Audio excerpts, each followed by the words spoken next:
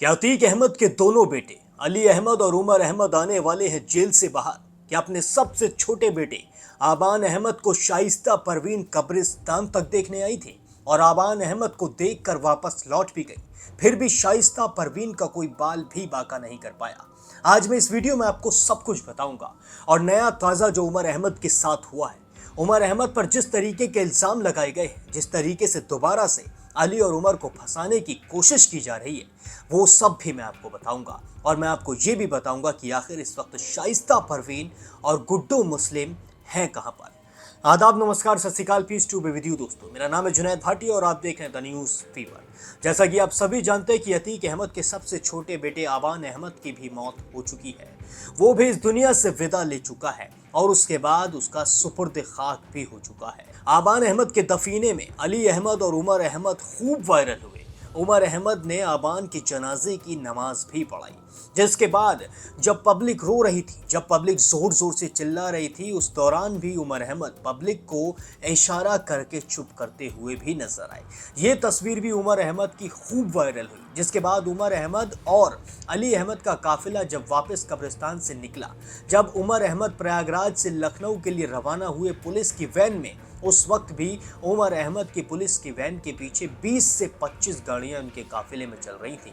जिसके बाद उमर अहमद के काफिले पर यह आरोप भी लगा दिया गया है कि उमर के समर्थक और अतीक अहमद के समर्थकों ने टोल प्लाजा तोड़ा और जो टोल का बैरियर होता है उसे भी तोड़ा और जो वहां पर स्टाफ खड़ा था उसे कुचलने की कोशिश भी की। जी हाँ, इस तरीके के आरोप उमर के समर्थकों पर अब लगा दिए गए हैं और एफआईआर भी दर्ज कर ली गई है। ये तो वही बात हुई जब आप किसी का कुछ ना बिगाड़ पाओ तो उस पर उल्टे सीधे आरोप लगाकर उसे बदनाम करने की कोशिश करो। जबकि उमर अहमद और अली अहमद ने अपने भाई के दफीने के दौरान ऐसी कोई भी चीज या फिर कोई भी हरकत नहीं की जिससे उन पर सवाल उठाया जा सके।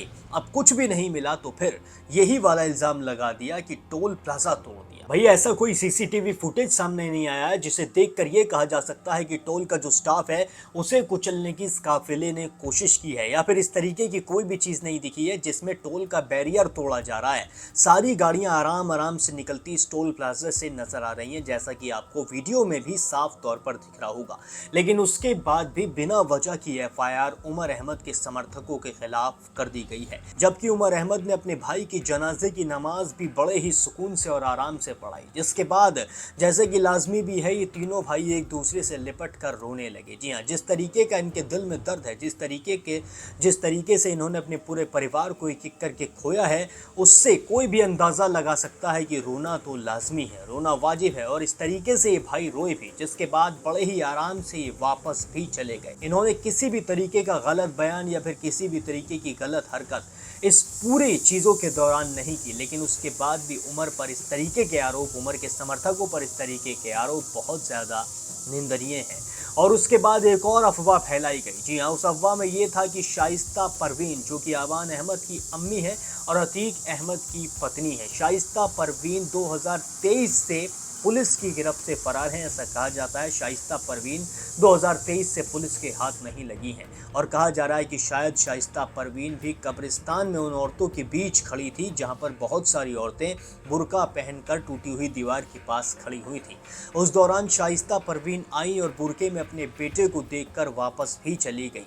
इसके बाद शाइस्ता परवीन का कोई बाल बाका भी नहीं कर पाया। जी हाँ, इस तरीके की वीडियोस भी सोशल मीडिया पर काफ़ी वायरल हुई, इस तरीके की खबरें भी बनी। लेकिन पुलिस ने साफ कर दिया है कि शाइस्ता परवीन वहां पर नहीं पहुंची थी। शाइस्ता परवीन अगर वहां पर पहुंची होती तो पुलिस उसे गिरफ्तार कर लेती। जी हाँ, इस तरीके से पुलिस ने कहा है, क्योंकि जो शाइस्ता परवीन है वो पुलिस की नज़रों में फरार है और पुलिस की नज़रों में आरोपी और दोषी भी है, इसलिए उन्हें गिरफ्तार किए जाना भी ज़रूरी है, ऐसा पुलिस ने कहा है। लेकिन पुलिस ने साफ कर दिया है कि वहाँ शाइस्ता परवीन आई ही नहीं थी। लेकिन इस पूरे मामले के बाद एक और बहस छिड़ गई है और बहस ये है कि जब अली और उमर का अब सब कुछ हो चुका है, जब वो बिल्कुल शांत हैं, वो किसी भी तरीके के जुर्म को अंजाम नहीं दे रहे हैं, किसी भी तरीके की ऐसी बात नहीं कर रहे हैं, तो फिर उन्हें जेल के अंदर इस तरीके से क्यों बंद किया गया है, उन्हें बेल क्यों नहीं दी जा रही है, उन्हें जेल से रिहा क्यों नहीं किया जा रहा है। जबकि अली अहमद ने कुछ दिन पहले कैमरे के सामने मीडिया से कहा था कि अब जो हो चुका है वो हो चुका है,